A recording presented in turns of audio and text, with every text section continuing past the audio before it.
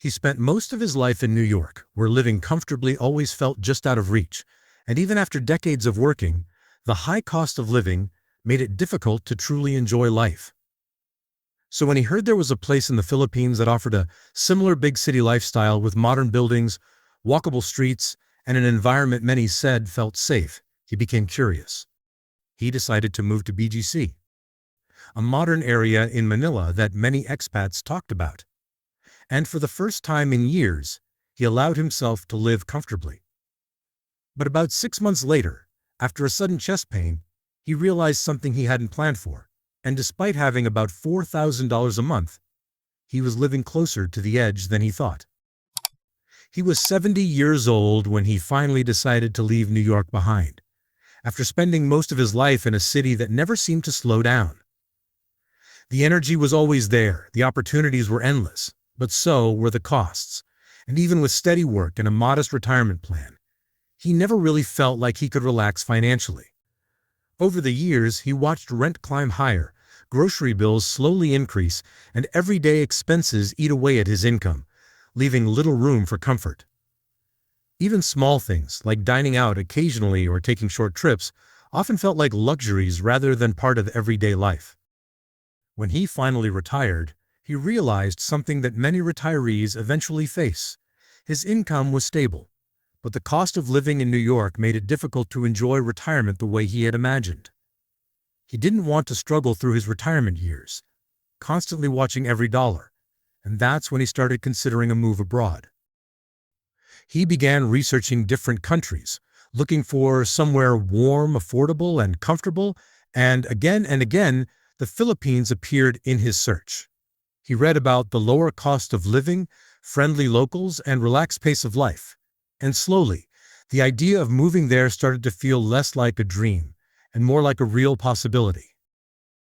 But as he continued researching, he discovered something that immediately caught his attention: a modern area in Manila known as Bonifacio Global City, often called BGC. Many described it as clean, walkable, and familiar, with modern buildings, restaurants, coffee shops, and conveniences that made the transition easier for expats. For someone coming from New York, the idea of living in a walkable city again felt comforting, and he liked the thought of being able to step outside and find everything he needed nearby. He also heard that BGC was considered one of the safer areas, with security and well-maintained streets, which gave him additional peace of mind. After months of research, he made the decision to move, and before long he found himself settling into a modern condo in BGC. The building had security, the neighborhood was clean and organized, and everything he needed was within walking distance, making the transition smoother than he expected. For the first time in years, he felt comfortable financially, and he allowed himself to enjoy things he hadn't always done back in New York. He found himself dining out more often, stopping at coffee shops, and enjoying the convenience of having everything nearby. He knew he was spending more than necessary, but he justified it by reminding himself that he was still spending less than he had in New York. After all, he had worked for decades, and retirement was supposed to be the time to finally enjoy life. Between Social Security and a small pension, he had about $4,000 coming in each month, which felt comfortable compared to what he had lived on before. His Social Security brought in around $2,800, and a small pension added another $1,200, giving him a steady and predictable income that made planning easier. His largest expense was his condo in BGC, which cost about $1,800 a month. But he justified it because of the convenience, safety, and lifestyle it offered. The building was modern, the location was walkable, and it gave him the kind of comfort he had always wanted but never quite had back in New York.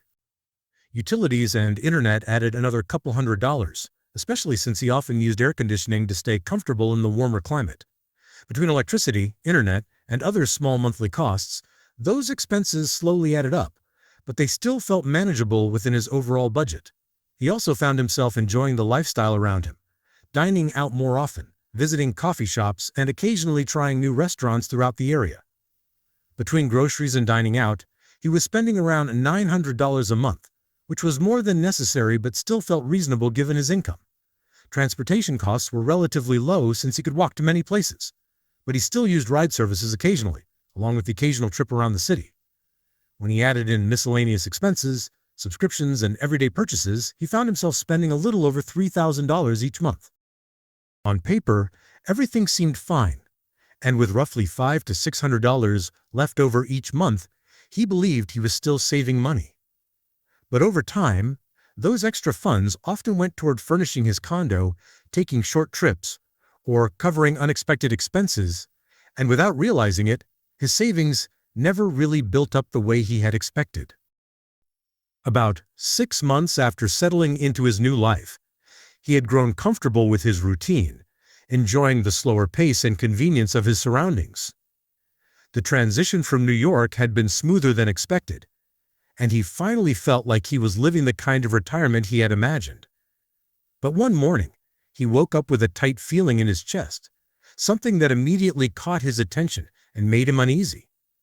At first, he tried to brush it off, telling himself it might just be something minor, but as the feeling lingered, he started to wonder if it might be something more serious. Living alone, he became more aware of the situation, realizing that if something did happen, he would have to manage it on his own. The thought alone made him uneasy, and after some hesitation, he decided it would be best to get checked out, just to be safe. He made his way to a nearby private hospital, choosing it because he had heard that many expats preferred private facilities for comfort and convenience. As he walked in, he was relieved to see a clean and organized environment, with staff who guided him through the process professionally. After checking in, he was asked about his symptoms and medical history, and before long, the doctor recommended a few tests just to rule out anything serious. While he waited, his mind began to wander, and for the first time since moving to the Philippines, he started thinking about what might happen if the situation turned out to be more serious. He began to consider things he hadn't fully planned for, like what would happen if he needed surgery, long-term care, or extended treatment. Even though he had enough income to live comfortably, he realized he didn't have a strong emergency fund or long-term healthcare plan in place. The tests eventually came back, and thankfully, the doctor told him it wasn't anything immediately serious, but recommended monitoring his health and making some lifestyle adjustments. After speaking with the doctor, he felt some relief knowing that the situation didn't appear to be immediately life-threatening, but the experience wasn't over yet. Before he could leave, he was directed to billing, something he hadn't really thought much about until that moment. Without health insurance, he quickly realized that everything would need to be paid out of pocket, and as the charges were explained, the total began to add up. Between the consultation, lab work, heart monitoring, and additional tests the doctor recommended as a precaution, the bill was much higher than he expected. Standing there, he started doing the math in his head, realizing that while he could afford the bill, it would take a noticeable chunk out of what little savings he had built up. It wasn't catastrophic, but it was enough to make him uncomfortable, especially knowing that something more serious could have cost significantly more. He also learned something else in that moment. Without insurance, payment was required before he could leave, which added another layer of stress to the situation. While he understood the policy, it made him realize how important it was to have a financial cushion, especially when living abroad. After settling the bill and finally leaving the hospital, he felt relieved that the situation wasn't more serious, but the experience stayed with him. For the first time since moving to the Philippines, he began thinking about how quickly things could change and how his comfortable lifestyle might not be as secure as he thought. That experience stayed with him for days, and the more he thought about it, the more uneasy he became. The bill itself hadn't been devastating, but it was enough to make him realize how quickly things could change, especially if the situation had been more serious. He started asking himself questions he hadn't fully considered before, wondering what would have happened if the chest pain had required hospitalization, surgery, or extended care. Without insurance, he knew those costs could quickly climb into the thousands, and the thought of facing that kind of expense alone made him uncomfortable. Living abroad had given him the lifestyle he wanted, but it also meant he needed to be more prepared, especially as he got older. He realized that even though the Philippines was more affordable than New York, unexpected medical situations could still create financial pressure if he wasn't careful. He didn't want to go through that experience again, and he certainly didn't want to find himself in a situation where a larger medical issue left him owing thousands of dollars. That's when he decided it was time to make some changes, starting with finding health coverage that could give him peace of mind. After doing some research, he decided to purchase travel health insurance, something he had considered before but never prioritized. The monthly cost wasn't overly expensive, and knowing he would have coverage for unexpected emergencies gave him a sense of relief he hadn't realized he needed. It wasn't perfect coverage, and he understood there were still limitations, but having some protection in place made him feel more prepared. For the first time since moving to the Philippines, he felt like he was taking a more responsible approach to his long-term planning. But as he continued thinking about his budget, he realized that insurance alone wasn't enough. He also needed to make sure he had a financial cushion, something that had slowly disappeared as he adjusted to his comfortable lifestyle in BGC. He began reviewing his monthly expenses more carefully, and it didn't take long to see where most of his money was going. The $1,800 condo, frequent dining out, and everyday conveniences had created a lifestyle that was comfortable but left little room for savings. There was nothing wrong with enjoying those comforts, but he realized he had structured his budget around convenience instead of security. Even though he was technically saving a little each month, it wasn't enough to build a meaningful emergency fund. That's when he started considering a move, something he hadn't seriously thought about before. He still loved living in the Philippines, but he realized he didn't necessarily need to stay in one of the most expensive areas to enjoy the lifestyle he had come to appreciate. After some research, he found a smaller provincial city that offered a quieter pace of life and significantly lower costs. It wasn't as modern as BGC, and it didn't have quite as many restaurants or coffee shops, but it still offered everything he needed to live comfortably. He found a condo for around $600 to $800 a month, which immediately reduced his biggest expense and freed up additional money in his monthly budget. The lifestyle was simpler, but he quickly realized that he didn't need as many conveniences as he originally thought. With lower rent and fewer daily expenses, he found himself saving more each month, something that gave him a sense of stability he hadn't felt before. Instead of worrying about unexpected costs, he began building an emergency fund, knowing that he was better prepared for whatever might happen in the future. He still enjoyed life in the Philippines, and in many ways he felt even more relaxed than before. The slower pace, lower expenses, and added financial security gave him peace of mind that he hadn't fully experienced during his first months in BGC. The experience taught him that retirement abroad wasn't just about finding the most comfortable lifestyle, but also about planning for the unexpected.